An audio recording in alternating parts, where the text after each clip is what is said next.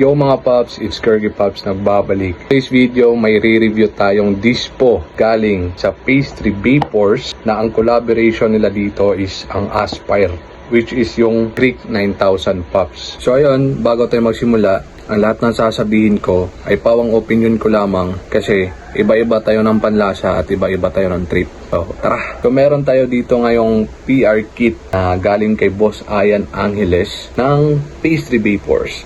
Ayan ang PR kit nila. Pastry Vapors na logo. Tapos may Aspire dyan. So ngayon, wag na natin patagalin to.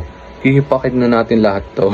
Uunahin natin tong flavor na to. Ang pangalan niya ay Hestia.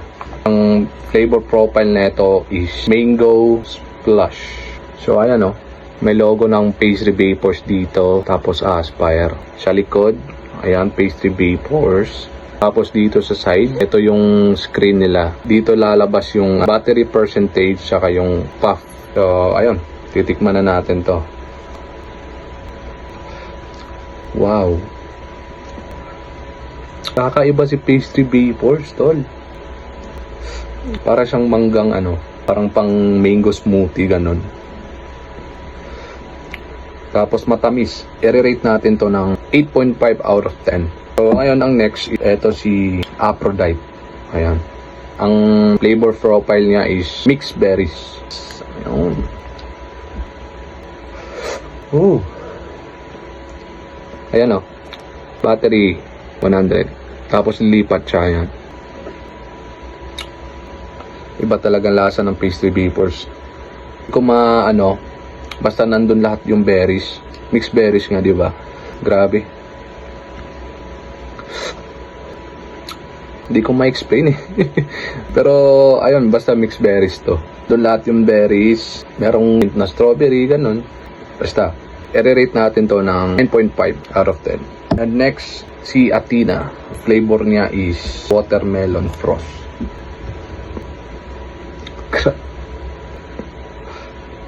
Grabe si Pastry Vapors, no? Napaka-unique yung mga flavors nila. Kasi alam nyo bakit?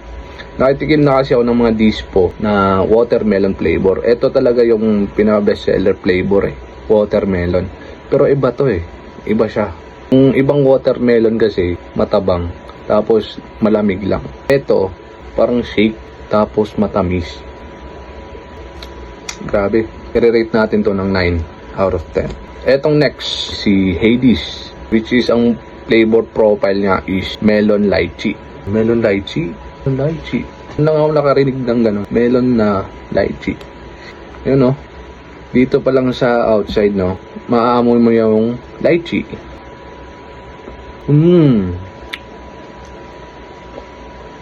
Parang wala akong na melon. Parang lychee lang.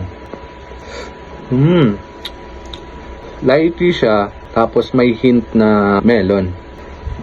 All goods din. I-rate ko to ng 9 out of 10. Ang last nating flavor, Artemis. Ayun. Ang flavor ni Artemis is Frosty Gummy Bears.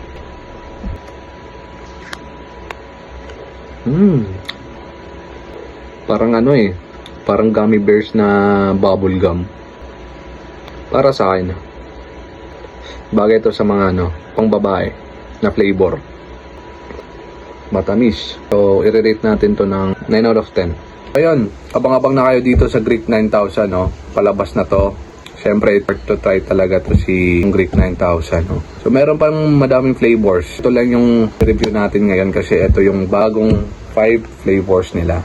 Ayan. So, ayun. Keep safe sa inyo. Vape safe and peace out sa lahat.